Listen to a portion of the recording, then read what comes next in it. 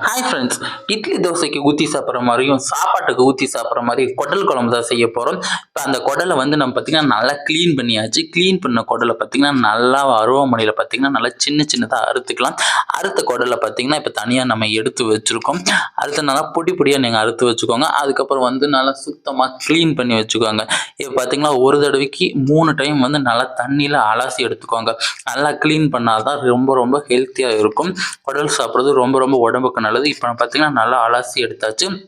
அலசி எடுத்தது பார்த்திங்கன்னா நம்ம ஒரு குண்டால் வந்து அப்படியே மாற்றி வச்சுக்கிட்டாச்சு. இப்போ மாற்றினதை பார்த்திங்கன்னா நீங்கள் வந்து கொஞ்சம் நேரம் விட்டுருங்க. அந்த தண்ணியெல்லாம் நல்லா வடியட்டும். இப்போ பார்த்திங்கன்னா நல்லா ஒரு பெரிய பாத்திரம் எடுத்து வச்சுக்கலாம். அந்த பெரிய பாத்திரத்தில் பார்த்திங்கன்னா தேவையான அளவுக்கு பார்த்திங்கன்னா நம்ம கடலெண்ணெய் ஊற்றிக்கலாம்.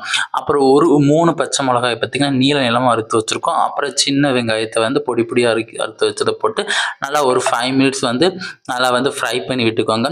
இதில் வந்து பார்த்திங்கன்னா இப்போ வந்து நம்ம வந்து கொஞ்சம் வந்து கருவேப்பிலை போட்டுட்டு அப்படியே எல்லாம் இருக்கிற குடலையும் போட்டு நல்லா அப்படியே தாளித்து விட்டுடலாம். தாளித்து விட்டுட்டு எல்லாத்தையும் அப்படியே கரண்டி வச்சு நல்லா மிக்ஸ் பண்ணி விட்டுட்டு அப்படியே மூடி போட்டு மூடி வச்சுருங்க. நல்லா குடல் வந்து வெந்து வரட்டும்.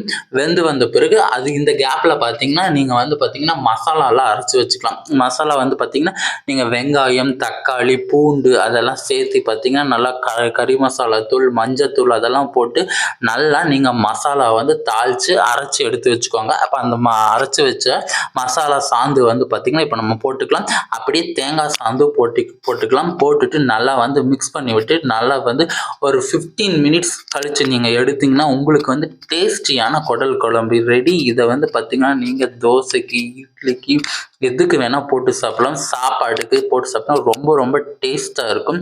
இந்த போட்டி வறுவல் கூட சொல்லுவாங்க, ரொம்ப டேஸ்ட்டாக இருக்கும். இப்போ வந்து நம்ம சாப்பிட்றத பார்க்கலாம். ஒரு இலை எடுத்து வச்சு அதில் வந்து தண்ணி தெளிச்சாச்சு. இப்போ சாப்பாடு எடுத்து வச்சுக்கலாம்.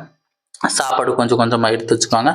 எடுத்துட்டு நல்லா எல்லா குடலையும் எடுத்து வச்சு நிறைய குடல் கறி எடுத்து வச்சு கொஞ்சம் சாப்பாடு ஊற்றி நல்லா மிக்ஸ் பண்ணி சாப்பிட்டோன்னு வச்சுக்கோங்க. டேஸ்ட்டாக இருந்துச்சுன்னு சொல்லிட்டு அம்மா சொன்னாங்க. நீங்களும் உங்கள் வீட்டில் செஞ்சு சாப்பிட்டு பார்த்துட்டு எப்படி இருக்குன்னு சொல்லிட்டு கமெண்ட் பண்ணுங்கள். அண்ட் தென் பாய் ஃப்ரெண்ட்ஸ், உங்களை நான் நெக்ஸ்ட் வீடியோவில் பார்க்குறேன்.